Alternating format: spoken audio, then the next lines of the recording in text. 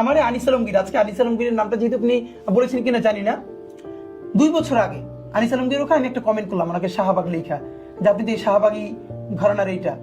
সে উঠে আমার রিপ্লাই দিল, হ্যাঁ আমি গর্বিত শাহবাগী, আমার কাছে এখন স্ক্রিনশট আছে।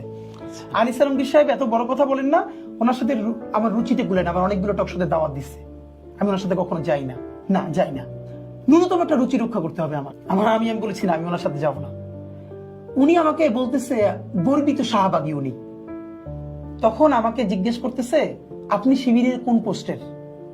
আমি রিপ্লাই কি দিয়েছিলাম জানেন? আমি শিবিরের শাহবাগ বিষয়ক সম্পাদক। কারণ শিবিরেরও যখন কেউ বলতে পারে না এই শাহবাগ নিয়ে কথা, বাংলাদেশে যদি শাহবাগকে কেউ রিব্র্যান্ডিং করে, এটা আমরা করেছি। শাহবাগকে জনতার ওই যে এলিট যেই মব ছিল, আবার দেখেন এখন মব আসছে না তো, 100 বছরের মধ্যে রাষ্ট্রীয় স্পন্সরশিপের সব থেকে বড় মব হলো শাহবাগের মব। পুরো বিচার ব্যবস্থা ভেঙে দিয়ে মানুষের দেওয়া হয়েছে। এখন এটা যেহেতু বড় লোক করছে, ইংলিশে লিখছে প্ল্যাকার্ড গুলো, হ্যাঁ বিরিয়ানি খেয়েছে, এটা মব না, এইটা হচ্ছে আন্দোলন, দ্বিতীয় মুক্তিযুদ্ধ।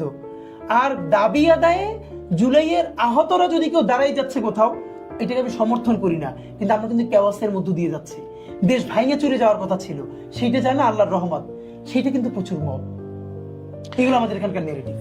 তো এই জন্য হলো আমরা একটা স্বতন্ত্র রাজনীতি নির্মাণ করেছি আলহামদুলিল্লাহ।